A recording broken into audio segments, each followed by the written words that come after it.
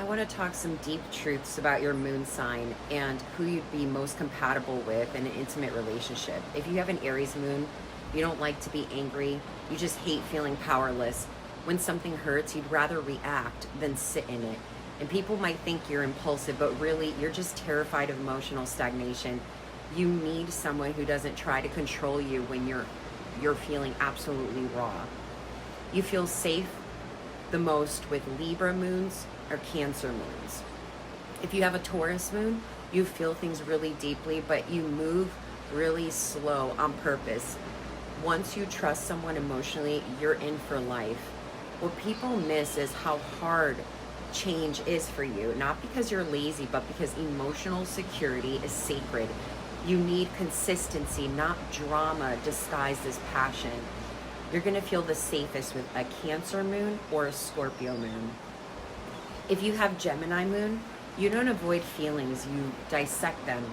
You talk because silence makes things heavier.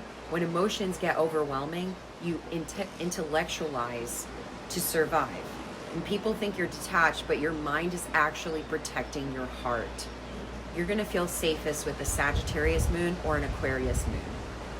If you have Cancer moon, you remember everything. Tone shifts, facial expressions, what wasn't said. You feel responsible for other people's emotions, even when it costs you. The truth is, you want to be held without having to ask. And so you're going to feel safest with a Taurus moon or a Pisces moon. If you have a Leo moon, you don't need attention, you need reassurance. When you feel unseen emotionally, you shut down or overcompensate. You're generous with love, but rejection hits you harder than you let on. You want someone who celebrates you privately, not just publicly. You're going to feel safest with a Libra moon or an Aquarius moon.